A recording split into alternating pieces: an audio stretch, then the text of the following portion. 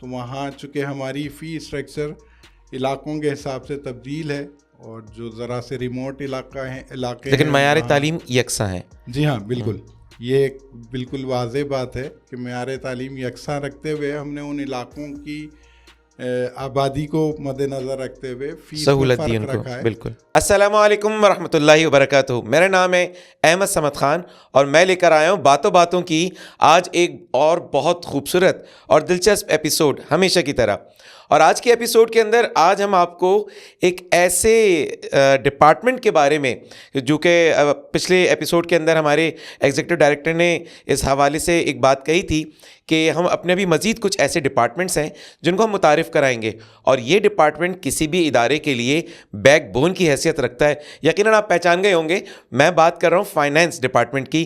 اور عثمان public school system کے اندر جو ہمارا فائنانس ڈپارٹمنٹ ہے وہ کس طرح سے ورکنگ کر رہا ہوتا ہے اور اس کی کیا ایک پوری ہیرارکی ہے اور کس طرح سے ہم اس کو لے کے چل رہے ہیں ان 35 سالوں کے اندر. تو اسی حوالے سے آج ہم نے اپنے اس اسٹوڈیو کے اندر اپنے ڈپٹی ڈائریکٹر فائنانس محترم سید عنایت صاحب کو, ہم نے یہاں پر عنایت اللہ صاحب کو مدعو کیا ہے. سب سے پہلے ہم اپنے اسٹوڈیو کے اندر ان کو خوش آمدید کہتے ہیں. السلام علیکم ورحمۃ اللہ وبرکاتہ. وعلیکم السلام ورحمۃ اللہ وبرکاتہ. کیسے ہیں سر, خیریت سے ہیں؟ الحمدللہ, بہت شکریہ آپ کا کہ آپ نے مدعو کیا, اور خصوصی ہدایت بھی تھی ایگزیکٹو ڈائریکٹر معین الدین نیّر صاحب کی کہ ہم اپنے شعبے کے حوالے سے بھی کچھ گفتگو آپ کے ساتھ شیئر کریں. جزاک اللہ. بڑا اہم ڈپارٹمنٹ ہے, جیسے میں نے بھی کہا کہ بیک بون ہے یہ. اور یہ جو بیک بون ہے یہ کہیں بھی اگر گڑبڑ ہو جائے تو پوری باڈی جو ہے وہ ورکنگ کرنا چھوڑ دیتی ہے.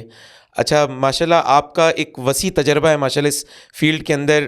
پچھلے 35 سالوں سے آپ اپنی خدمات انجام دے رہے ہیں. باہر ملکوں کا بھی آپ کو ایکسپیرینس ہے, باہر بھی آپ نے اپنی خدمات انجام دی ہیں پاکستان سے باہر. اور خود سسٹم میں آپ گزشتہ 2015 سے آپ اس سسٹم سے وابستہ ہیں. اور آپ نے تو بہت کچھ بدلتے ہوئے دیکھا, خود اس عمل کے اندر آپ خود بھی شامل رہے, بہت سی چیزیں آپ نے متعارف کرائیں. تو آج کچھ اسی حوالے سے ہم باتیں کریں گے. تو ہم شروع کرتے ہیں اپنی باتوں کا آغاز باتوں کے اندر ہی انشاءاللہ.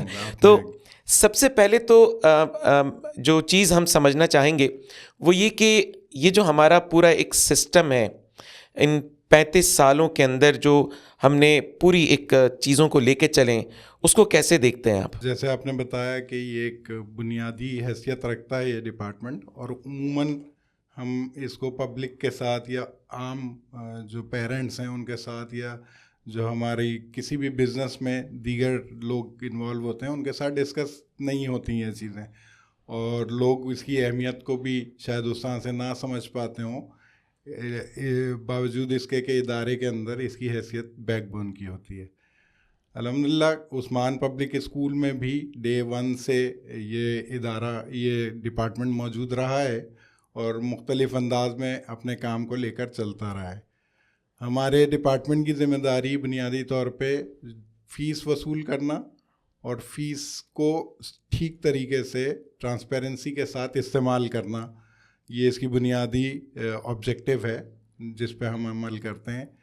اور جب اسکول قائم ہوا یقیناً اس کے ساتھ ساتھ ایک اکاؤنٹس ڈپارٹمنٹ بھی قائم ہوا, اور اس میں فیس کی وصولی کے ساتھ ساتھ ہم اس کے دیگر معاملات کو بھی لے کر چلتے رہے.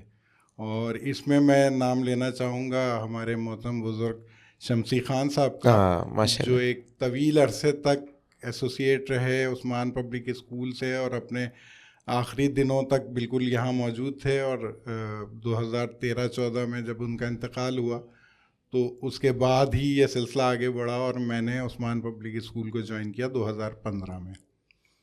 اور اس ڈپارٹمنٹ کی ترویج کچھ اس طرح سے ہوتی رہی ہے کہ 2015 میں جس وقت میں اس ڈپارٹمنٹ سے متعلق ہوا اور میرا گزشتہ تجربہ جو تقریباً یہاں آنے سے پہلے کوئی 25 سال کا تھا اور 10 سال اب الحمدللہ یہاں بھی ہو گئے, تو ان 25 سالوں میں نے مختلف انڈسٹری میں کام کیا, خاص طور پہ گارمنٹ انڈسٹری میں, اور اس سے متعلق چیزوں کے حوالے سے ہم مینوفیکچرنگ میں ڈیٹیل ورک کرتے تھے. اس کے مقابلے میں اسکول کا کام ظاہر ہے ایک سروسز سیکٹر ہے, بالکل, اور سروسز سیکٹر میں لوگوں کو خدمات دینے کے لیے ہم اپنا کام یہ جاری رکھتے ہیں یہاں پہ، اور ان خدمات کے عوض ہم کچھ فیس کے نام پہ کچھ رقم وصول کرتے ہیں جو پورے اس نظام کو چلانے کے لیے ضروری ہے. جیسے میں نے کہا 2015 میں جب میں نے اسکول جوائن کیا تو یہاں شمسی صاحب کا متعارف کرایا ہوا نظام ایک جو مینول نظام تھا بک کیپنگ کا وہ چلتا تھا. شمسی خان صاحب نے بہت محنت سے ایک نظام ترتیب دیا تھا، اور ابتداً یقیناً یہاں پہ بھی اسکول کے آفس میں بچوں کی فیس وصول کی جاتی تھی، پیرنٹس آتے تھے اور وہاں فیس کی ادائیگی کرتے تھے. اس کے بعد بتدریج یہ سلسلہ تبدیل ہوا، اور 2014 میں شمسی صاحب کی موجودگی میں ہی بینک میں فیس وصول کرنے کا سلسلہ. اچھا، یعنی ہم نے پہلی دفعہ جو ہم بینکنگ سسٹم میں جو گئے تو ہم 2014 کے اندر ہی جا چکے تھے ہم لوگ. جی ہاں، 2014 میں یہ سلسلہ ابتدائی لحاظ سے شروع ہوا تھا. اس میں کچھ پابندیاں تھیں، ظاہر ہے بینکنگ بھی اس طرح سے ایڈوانس نہیں ہوئی تھی، اور اس میں یہ تھا کہ کسی ایک مخصوص برانچ میں ہمارا کوئی ایک مخصوص کیمپس کی فیس جمع ہو سکتی تھی. ویسے اس میں دشواری کیا تھی، مطلب کیوں ہم بینکنگ کی طرف گئے، یہ بھی سوال ہے ویسے. اچھا، جیسے کہ شہر کے اور ملک کے حالات میں بہرحال کہیں بھی ایک بڑا کیش وصول کرنا اور اس کو بینک تک پہنچانا، ظاہر ہے الٹیمیٹلی آپ کو بینک میں جمع تو کروانی ہوگی رقم، لیکن اسکول کاؤنٹر پہ یہ رقم جمع کرنا اور اس کو احتیاط کے ساتھ بینک میں جمع کرانا ایک رسک تھا. اس رسک فیکٹر سے بچنے کے لیے یہ سلسلہ کیا گیا کہ پیرنٹ از خود، کیونکہ انہیں بینک اسکول آ کے بھی جمع کرانا ہے اور بینک بھی بجائے اس کے کہ وہ بینک جا کر جمع کرانا. اور پھر تو جو آن لائن سسٹم شروع ہو گیا وہ تو پھر ایک نیا، بالکل گھر بیٹھے ہی آپ فی پے کر دیں. جی ہاں، وہی میں آپ سے عرض کر رہا تھا کہ بتدریج جب ہم تبدیلیوں کی طرف آئے تو ابتداً ہم کسی ایک برانچ میں ایک کیمپس کو لنک کیا، پھر جیسے جیسے ہماری برانچز بڑھتی گئیں تو ہمیں اس کی ضرورت محسوس ہوئی کہ کوئی اور سلسلہ بھی اس میں متعارف کرایا جائے، اور اس میں پھر ہم نے ڈیجیٹل بینکنگ کو استعمال کرتے ہوئے آن لائن پیمنٹ کا سلسلہ شروع کیا. اور خاص طور پہ کرونا کے زمانے میں جب کہ بینکس نے فیس وصول کرنے سے انکار کر دیا تھا، یا تو ہمارے پاس آپشن تھا کہ ہم کیمپس میں ہی فیس وصول کریں، تو اس موقع پہ چونکہ بینکنگ نے بھی شروع کر دی تھی فیس وصول کرنا، تو ہم نے البرکہ بینک کے ساتھ ایک معاہدہ کیا اور اس کی پوری کراچی کی برانچز پہ ہم نے فیس وصول کرنا شروع کی. اور اس کے ساتھ ساتھ ہی ہم نے ڈیجیٹل گیٹ وے کا آغاز کیا، الحمدللہ، جس کے ذریعے سے یہ آسانی تھی لوگوں کو کہ وہ اپنی بینک ایپ کے ذریعے اور آن لائن بینکنگ کے ذریعے براہ راست ہمارے اکاؤنٹ میں فیس جمع کرا دیں. اچھا، اس میں لوگوں کا ایک سوال ہمیشہ یہ رہتا ہے کہ ہم تو آپ کے اکاؤنٹ نمبر اگر اویلیبل ہو ہمارے پاس تو ہم اپنے بینک سے آپ کے اکاؤنٹ میں سمپل ٹرانسفر کر دیں، لیکن اس میں اندازہ نہیں ہوتا نا کس کی اماؤنٹ کتنی، کہاں، کیسے. میرے خیال میں یہ بڑی مشکل آ جاتی ہوگی. یہی ایک مشکل بہت بڑی تھی ہمیں کہ لوگ براہ راست رقم جمع کرا دیتے تھے، اور وہ آفس میں اگر انفارم نہ کریں تو ہم یہ نہیں پہچان سکتے کہ یہ کس بچے کی فیس. بالکل بالکل. اور اس وجہ سے وہ فیس ان پوسٹ رہتی تھی اور لوگوں کو پریشانی کا سامنا کرنا پڑتا تھا. ڈیجیٹل گیٹ وے نے اس کو تبدیل کر دیا الحمدللہ، اور پیرنٹس اپنے پاس بچے کی آئی ڈی ایڈ کر لیتے ہیں بینک ایپ پہ، اس کے ذریعے سے پیمنٹ کرتے ہیں تو ہمارے پاس ایگزیکٹلی اسی بچے کی پیمنٹ آئیڈینٹیفائڈ ہوتی ہے. یعنی وہ جو ون بل جس کو ہم کہتے ہیں، ون لنک یا ون بل انوائس کے ذریعے سے جو پیمنٹ ہوتی ہے، اس میں ہم یہ اچھی طرح پہچان سکتے ہیں کہ کس بچے کی پیمنٹ آئی ہے، بالکل، اور یہ کہاں ہمیں پوسٹ کرنی ہے، کس بچے کی فی وصول کرنی ہے. یعنی بڑا پروسیجر ہے پورا یہ، یعنی اتنا آسان نہیں. ہم تو ایک کلک کے اوپر اپنے بچے کی فیس جمع کرا رہے ہوتے ہیں، لیکن اس کے پیچھے جو پوری ورکنگ ہے وہ اچھی خاصی بڑی ورکنگ محسوس ہوتی ہے. جی ہاں، الحمدللہ پوری ٹیم عثمان پبلک اسکول کے فائنانس ڈپارٹمنٹ کی جو ہے وہ اس پہ ورکنگ کرتی ہے تاکہ پیرنٹ کو یہ پریشانی نہ ہو کہ ان سے بار بار فیس وصول کرنے کا تقاضا کیا جائے یا کوئی ڈبل واؤچر ان کو چلا جائے.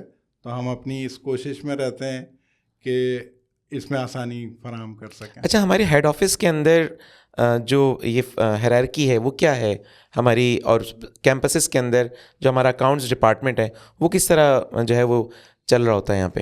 اچھا سوال ہے یہ. اس میں ہم نے ابتداً جب 2015 میں اور اس سے پہلے کام چل رہا تھا تو ہم کیمپس کی بنیاد پہ اکاؤنٹنگ کیا کرتے تھے. فیسیں بھی کیمپس میں وصول ہوتی تھی, اخراجات بھی ہر کیمپس کی آمدنی کے مطابق وہاں ہوا کرتے تھے. لیکن چونکہ عثمان پبلک اسکول بتدریج آگے بڑھتا گیا اور اب ماشاءاللہ 50 اور 52 کیمپس کی بات کر رہے ہیں ہم اس وقت, تو اس سلسلے میں یہ تھا کہ ہمیں ضرورت محسوس ہوئی کہ فنڈز کو سینٹرلائز کیا جائے, ان کو یکجا کیا جائے, تاکہ جہاں کچھ ایسے علاقوں میں بھی ہم نے اسکول کھولے جو ہم کراچی کے مضافات کہہ سکتے ہیں, تو وہاں چونکہ ہماری فی اسٹرکچر علاقوں کے حساب سے تبدیل ہے, اور جو ذرا سے ریموٹ علاقے ہیں لیکن معیار تعلیم یکساں ہے. جی ہاں بالکل, یہ ایک بالکل واضح بات ہے کہ معیار تعلیم یکساں رکھتے ہوئے ہم نے ان علاقوں کی آبادی کو مد نظر رکھتے ہوئے فیس میں فرق رکھا ہے. بالکل, تو اس لیے ضروری تھا کہ اس فنڈ کو ایک جگہ سینٹرلائز کیا جائے اور وہیں سے خرچ کیا جائے. تو ہم مرحلہ وار اس جگہ پہ پہنچے ہیں کہ آج ہمارے ہیڈ آفس میں ایک ڈپارٹمنٹ قائم کیا گیا ہے جس میں ہمارے سسٹم کے کوئی 10 کے قریب اکاؤنٹنٹس بیٹھتے ہیں, اور وہ پورے سسٹم کے 50 کیمپسز کی اکاؤنٹنگ بھی کر رہے ہوتے ہیں, ان کی فی کلیکشن کے ریکارڈ بھی مینٹین کر رہے ہوتے ہیں, اور اس کے علاوہ ہیڈ آفس سے ریلیٹڈ براہ راست جو مینیجر اور زونل مینیجرس ہیں ہمارے, وہ کوئی 10 افراد کی ٹیم ہے. اس طرح ہم کوئی 20 افراد پہ مشتمل اپنی اس ٹیم کے ساتھ یہ ساری ورکنگ کرتے ہیں, اور اکاؤنٹنٹ کیمپسز کو ڈیل کرتے ہیں, ان کے اوپر کچھ مینیجرس ہیں جو ہمارے فیس کی کلیکشن اور اس کی نگرانی کرتے ہیں, سپلائرز کی پیمنٹ کو دیکھتے ہیں ہمارے سینئر مینیجر, اور اس کے ساتھ ساتھ میں خود ڈپٹی ڈائریکٹر فائنینس کی حیثیت میں اس پوری ٹیم کی نگرانی بھی کرتا ہوں, ان کے کام میں تعاون بھی کرتا ہوں, اور ان کے کام کو یکجا بھی کرتا ہوں. اور اسی کے ساتھ ہماری مزید رہنمائی کے لیے director finance and H R Munir Yaqoob صاحب بھی ہمارے ساتھ ہوتے ہیں, اور وہ ان دونوں ڈپارٹمنٹس کو دیکھتے ہیں. اچھا, ویسے ایک بہت بڑی اچیومنٹ ہوتی ہے کسی بھی ڈپارٹمنٹ کے لیے کہ اس کا آڈٹ انٹرنل اور ایکسٹرنل بڑے وقت پر ہو جانا چاہیے, تو یہ بھی کچھ اچیومنٹ آپ کی رہی, ذرا اس پہ بھی روشنی ڈالیے گا.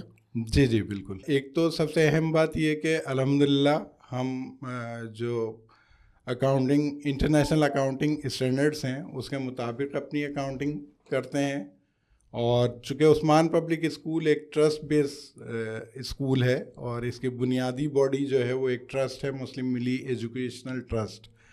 تو اس ٹرسٹ کے تحت جب ہم نظام چلا رہے ہوتے ہیں تو ہمارے لیے بہت ساری حکومت کی طرف سے بھی پابندیاں ہوتی ہیں کہ ہم اپنے اکاؤنٹنگ سسٹم کو زیادہ مربوط رکھیں. بالکل. اس میں ہماری بجٹنگ ہوتی ہے سالانہ, اور اس بجٹ کی روشنی میں ہی جو کہ ہماری مسلم ملی ایجوکیشنل ٹرسٹ کی کمیٹی اس کو اپروو کرتی ہے, مالیاتی کمیٹی ہمیں بجٹ اپروو کر کے دیتی ہے, اس کے نتیجے میں ہم اپنی آمدنی اور اخراجات کے حسابات کو چلاتے ہیں. اس سارے نظام کو چلانے کے لیے یقیناً ہمیں حسابات میں ٹرانسپیرنسی رکھنا بھی ضروری ہے. اس کے لیے منیر صاحب ہمارے جو ہے وہ ہیڈ کرتے ہیں ہمارے انٹرنل آڈٹ کو, اور اس میں وہ معاملات کو تفصیل سے چیک بھی کرتے ہیں اور ساری چیزوں کو ویریفائی بھی کرتے ہیں. ان کے ساتھ جو ہمارے زونل انچارجز کی ٹیم ہے وہ کیمپسز کے وزٹ بھی کرتی ہے, وہاں کے معاملات میں بھی جو پیسے کی لین دین کے حوالے سے یا دیگر اکاؤنٹنگ کے معاملات ہیں ان کی نگرانی کرتی ہے. اور اس کے ساتھ ساتھ ہم ایکسٹرنل آڈٹ بھی اپنا کرواتے ہیں, اور ہمارے آڈیٹر سالانہ آڈٹ بر وقت کرتے ہیں. ابھی ہم اپنا 2024 جون 2024 کا آڈٹ مکمل کرواتے ہیں الحمدللہ. اچھا, فیس میں اسکولوں کے اضافے کے حوالے سے ایک بڑی لازمی سی چیز ہے, ایک تلوار ہے جو لٹکی رہتی ہے, اور ہر سال جو ہے وہ یہ اضافہ ہوتا ہے, تو یہ اضافہ کیا ضروری ہے, یہ اضافہ کرنا؟ ہاں یقیناً یہ اس لیے بھی ضروری ہے کہ جو معاشرے میں ہم دیکھتے ہیں کہ اخراجات روز بروز بڑھ رہے ہیں, لوگوں کے انڈیویجول اخراجات بھی, اور ظاہر ہے جو ادارے چل رہے ہیں وہ بھی اپنے اخراجات جو کرتے ہیں اس میں اضافہ ہر سال ہم اپنے بجٹ میں دیکھتے ہیں تو اخراجات پچھلے سال کے مقابلے میں کوئی 40% تک اضافہ ہو جاتا ہے. تو اس میں ہمیں ضروری ہوتا ہے ان اخراجات کو میٹ. اچھا, یہ ایک بڑی ایب نارمل سی سچویشن ہے, 40% مہنگائی میں اضافہ ہو جاتا ہے اخراجات کے اندر. جی ہاں بالکل، اس میں ہر طرح کے اضافے ہیں. ظاہر تنخواہوں میں بھی اضافہ ہے، اس میں یوٹیلیٹی بلڈنگ کے کرایوں میں بھی اضافہ ہے، بجلی کے کرایوں میں بھی اضافہ ہے، اور دیگر اخراجات جو ہم مختلف ایونٹس کرواتے ہیں اس میں بھی روزمرہ کے اخراجات میں اضافہ ہے. جو بچوں کو سپلائیز دی جاتی ہیں اس میں بھی اضافہ ہوتا ہے. اس کے باوجود عثمان پبلک اسکول ہائی کورٹ کے فیصلے کے مطابق جو منیمم اضافے ہم کرتے ہیں اسی کو لے کر چلتا ہے، اور اس میں ہمیں یعنی فیس میں بعض دفعہ والدین کی مجبوریوں کو دیکھتے ہوئے انہیں رعایت بھی آفر کرنی ہوتی ہے. اور ہم ماشاءاللہ ایک ایسا ادارہ ہیں جس میں یتامہ کے حوالے سے ہم رعایت دیتے ہیں بچوں کو، دیگر آرفنس کو یا دیگر جو ہے وہ کمزور آمدنی والے افراد جو ہیں ان کو بھی ہم کچھ نہ کچھ رعایت دیتے ہیں. لیکن یہ اضافہ کرنا اس لیے ضروری ہو جاتا ہے کہ ہم اپنے ان تمام اخراجات کو میٹ کر سکیں. صحیح. اچھا، اس میں جو یعنی ایک چیز نظر آتی ہے کہ یہ جو اس کے اندر کلیکشن کا جو پروسیس، تھوڑا سا آپ نے اس کے اوپر بات تو کی ہے، لیکن جو یہ فی کلیکشن ہے اس وقت کرنٹ ہم کس انداز سے کر رہے ہوتے ہیں اور ہم پیرنٹس کو کس طرح ہم فیسیلیٹیٹ کر رہے ہیں، اس حوالے سے اگر تھوڑی سی روشنی ڈالیں. جی، جیسے میں نے بتایا ابتداءً ہم پہلے البرکہ بینک کے ذریعے سے یہ کلیکشن کا سلسلہ کر رہے تھے، جس میں ہمارے پاس ظاہر پیرنٹس کو یہ شکایت تھی کہ اس کی برانچز کم ہیں، تو ہم نے اس میں کچھ سہولت پیدا کرنے کے لیے، اور ہماری یہ خواہش ہوتی ہے کہ کوئی بھی کیش ہم اسکول میں جمع نہ کریں تاکہ اس میں بھی ٹرانسپیرنسی رہے کہ فیس جو ہے اسکول کے باقاعدہ پراپر اکاؤنٹ میں جمع ہوئی ہے. تو البرکہ کی سروسز سے بڑھ کر ہم پھر آگے بڑھے اور ہم نے ڈیجیٹل گیٹ وے کو انٹروڈیوس کروایا، جس میں تمام پیرنٹس کے لیے یہ سہولت ہے کہ ایک آئی ڈی کے ذریعے وہ آن لائن پیمنٹ کر سکتے ہیں. اور اس آن لائن پیمنٹ کا فائدہ یہ ہوتا ہے کہ آپ جس بچے کی فیس پے کرتے ہیں ایگزیکٹلی ہمارے پاس وہ اس بچے کی فیس کے طور پہ ہی رپورٹ ہو جاتا ہے، اور اس میں کوئی غلطی کا امکان نہیں ہوتا، جس کے نتیجے میں ہم جو ہے وہ بہتر ایک بچوں کا فی لیجر چلا سکتے ہیں تاکہ ان کو بھی بار بار پریشانی نہ ہو اور پراپر ریکارڈ ہوتا رہے یہ سارا معاملہ. اچھا، ویسے میں دیکھ رہا تھا آپ کی ابھی جو آپ اس سے پچھلے والے سوال پہ ہم بات کر رہے تھے کہ جو ہائی کورٹ کے اس ڈیسیجن کے اوپر ہم اس کا احترام بھی کرتے ہیں، اس کو فالو بھی کر رہے ہوتے ہیں. اچھا، اگر ہم دنیا کے اندر دیکھیں تو دنیا کے اندر تو ایجوکیشن سیکٹر کو تو بہت سارے ریلیف دیے جاتے ہیں، تو یہاں پر کس قسم کے ریلیف ہمیں دیے گئے ہیں اس ایجوکیشن سیکٹر میں، ٹیکسز کی مد میں یا دیگر چیزوں میں، یا ہمیں سب کچھ دینا پڑتا ہے؟ بنیادی طور پہ تو تعلیم جو ہے حکومت وقت کی ذمہ داری ہوتی ہے کہ وہ اپنی عوام کو، اپنے بچوں کو تعلیم کی فیسلٹی دے، اور یہ فری آف کاسٹ ہونی چاہیے. لیکن ہماری بدقسمتی کہیں کہ ہمارے یہاں یہ سلسلہ اتنا مربوط نہیں ہے حکومت کی طرف سے. سرکاری اسکولوں سے لوگ بھاگتے ہیں اور وہاں تعلیم کا نظام بھی ظاہر ہے ہمارے سامنے ہے. تو کچھ پرائیویٹ سیکٹرز نے یہ کوشش کی، کچھ انڈیویجولس نے اور کچھ اداروں نے، جیسے عثمان پبلک اسکول جیسے ادارے جو مسلم ملی ایجوکیشنل ٹرسٹ کے انڈر چلتے ہیں، کہ ایک ایسا مربوط نظام بنایا جائے کہ ہم بہت سارے بچوں کو اپنے ساتھ گیدر کر کے ان کو تعلیم دے سکیں. اس میں ظاہر ہے فیس ایک لازمی جز ہے اس کا، کہ جب تک ہم فیس وصول نہیں کریں گے تو اپنے اخراجات کو بھی پورا نہیں کر سکیں گے. بالکل. اور اب جو ہماری جو حکومت کی طرف سے ہمیں فیسلٹیز ملنی چاہیے بطور تعلیمی ادارہ، وہ بہت محدود ہیں. اس میں ہم جیسے عثمان پبلک اسکول ایک ٹرسٹ کے تحت چل رہا ہے، تو یہ ایک سہولت ہے ہمیں کہ ہم ایک ادارہ ہے پاکستان سینٹر فار فلنتھراپی، تو اس کے تحت ہم جو ہے اپنے ادارے کو رجسٹر کرائیں اور اس کو NPO ڈکلیئر کرائیں، نان پروفٹ آرگنائزیشن. اچھا، نان پروفٹ آرگنائزیشن کا ہرگز یہ مطلب نہیں ہوتا کہ وہاں کچھ بچت نہیں ہوتی، آمدنی اور اخراجات کے نتیجے میں بچت بھی ہوتی ہے اور بعض دفعہ نقصان بھی ہوتا ہے. تو اس بچت کو ہم پابند ہوتے ہیں کہ ود ان اپنے ادارے کے اندر ہی اس کو خرچ کریں. صحیح. یہ نہیں ہوتا کہ وہ پروفٹ کوئی انڈیویجول لے جائے, کوئی شخص لے جائے, ایسا سلسلہ یہاں نہیں ہوتا. جو لوگ یہاں جاب کر رہے ہیں ان کی تنخواہیں جاتی ہیں لازمی, لیکن اس منافع کو کہیں ہم ادارے کے علاوہ استعمال نہیں کر سکتے. اس کے ہم پابند ہیں, اور اسی لیے یہ نان پروفٹ آرگنائزیشن کہلاتی ہے. اس این پی او سرٹیفکیٹ کو حاصل کرنے کے نتیجے میں ہمیں انکم ٹیکس کی طرف سے ٹیکس ایگزمپشن ملتا ہے کہ جو خریداری ہم کرتے ہیں اس پہ ہمیں کوئی ٹیکس اپلائی نہیں ہوتا.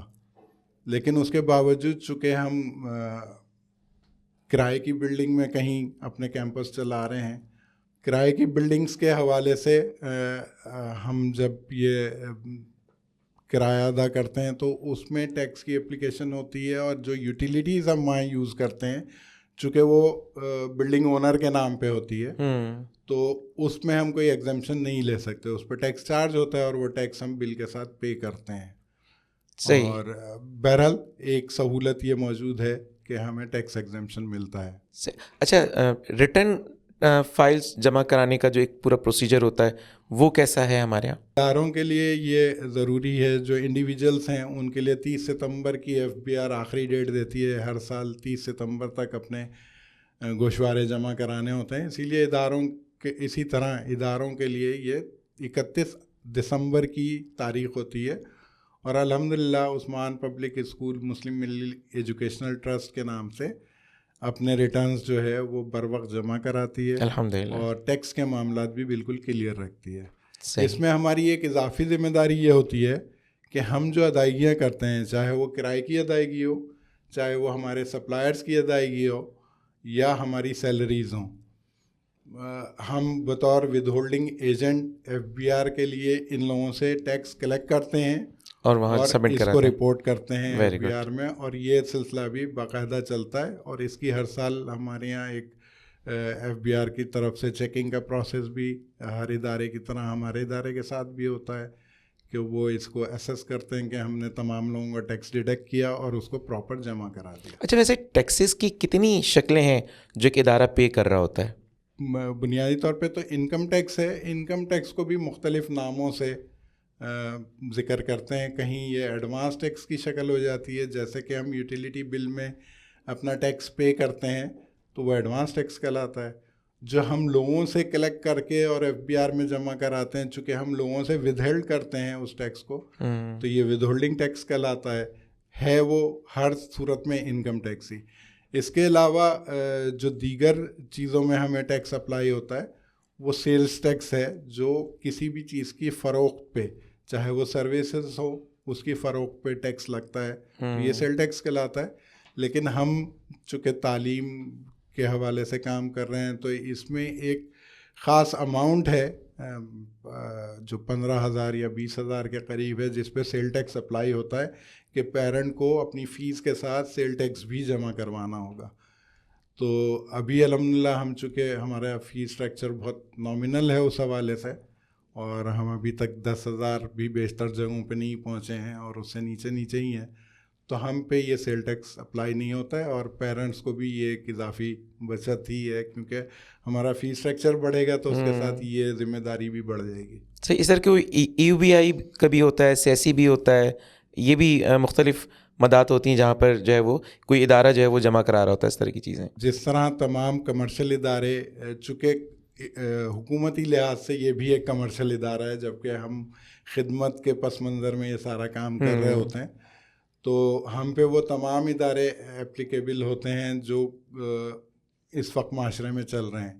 اس میں امپلائیز اولڈ ایج بینیفٹ کے نام سے ایک ادارہ ہے جو امپلائیز کو ریٹائرمنٹ کے بعد, جو پرائیویٹ سیکٹر میں کام کرنے والے امپلائیز ہیں ان کو ریٹائرمنٹ کے بعد یعنی 60 سال پورے ہو جانے کے بعد انہیں کچھ پینشن کے عنوان سے رقم ادا کرتا ہے, ماہانہ یا یکمشت, اس کے 2-3 طریقے ہیں.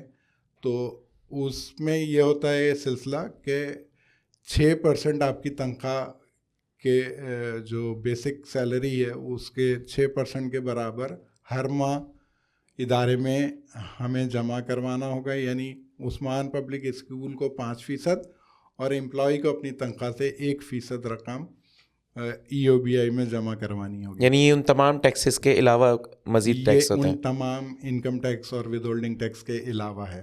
اس کے ساتھ ساتھ ہمارے ادارے پہ سوشل سیکیورٹی جو انسٹیٹیوشن ہے اس حوالے سے بھی یہ ادارہ جو کم آمدنی والے افراد ہوتے ہیں, بیسک انکم والے افراد ہوتے ہیں, ان کو میڈیکل فیسلٹی بھی دیتا ہے, اور اگر بیماری کی وجہ سے ان کی چھٹیاں ہو جائیں تو ان کی تنخواہیں بھی فراہم کرتا ہے. اس میں بھی الحمدللہ عثمان پبلک اسکول حکومت کی ہدایت کے مطابق رجسٹرڈ ہے, اور ہمارے امپلائی بھی وہاں رجسٹر ہیں, اور جو اس کے یعنی پیرامیٹرز ہیں اس کے مطابق ہم لوگوں کے وہاں بھی پیسے جمع کرواتے ہیں. ماشاءاللہ.